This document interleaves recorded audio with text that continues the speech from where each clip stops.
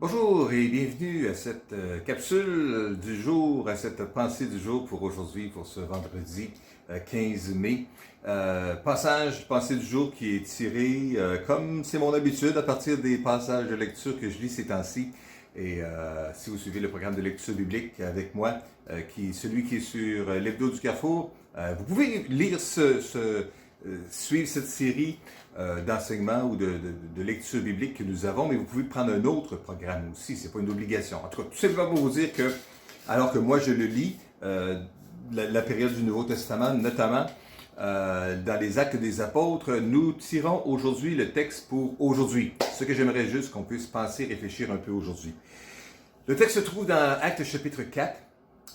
C'est donc la période où est-ce que Pierre et Jean, peu de temps après la guérison de celui qui était paralysé depuis 40 ans, depuis sa naissance en fait, avait soulevé tout un émoi dans la ville, les gens s'étaient convertis, et puis là le Sanhédrin n'était pas de bonne humeur, fait venir Pierre et Jean devant eux, et puis et voilà le verset 13. Ils étaient étonnés de voir l'assurance de Pierre et Jean, parce qu'ils savaient que c'était des gens simples, sans instruction, mais ils les reconnaissaient pour avoir été avec Jésus. Juste réfléchir aujourd'hui le fait que Pierre et Jean, alors qu'ils se présentent devant la prestigieuse institution du Sanhédrin, les grands penseurs, les grands philosophes, les grands êtres religieux, les puissants de cette époque-là, étaient étonnés de voir l'assurance qu'ils avaient.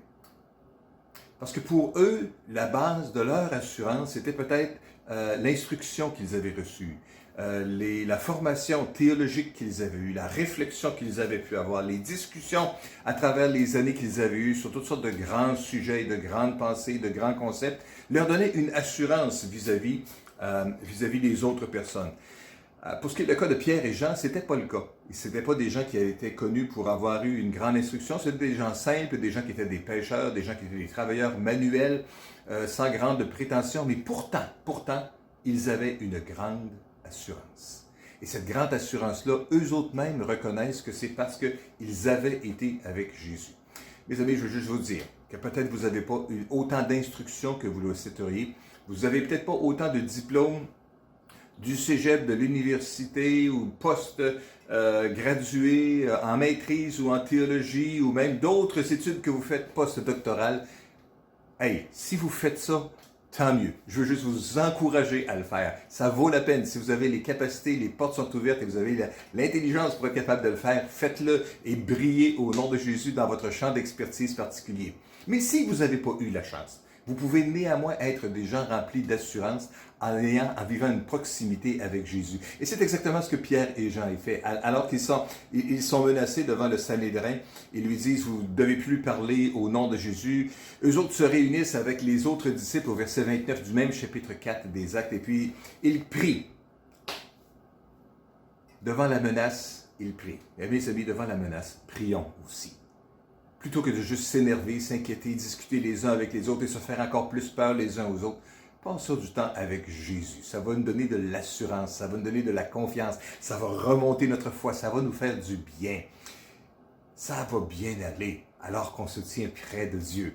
Alors, ils se réunissent ensemble, ils prient, ils lèvent leur voix devant Dieu et ils disent, Seigneur, vois ici comment ils nous menacent et donne à tes serviteurs d'annoncer ta parole avec une pleine assurance. Alors qu'ils sont connus pour être des gens qui ont déjà plein d'assurance, ils prient pour encore plus d'assurance. Prions que Dieu nous donne de l'assurance. Amen. Dans les gens que nous côtoyons, à être des témoins fidèles de Jésus, je veux juste vous encourager, mes amis, à l'être. Est-ce qu'on peut prier ensemble aujourd'hui?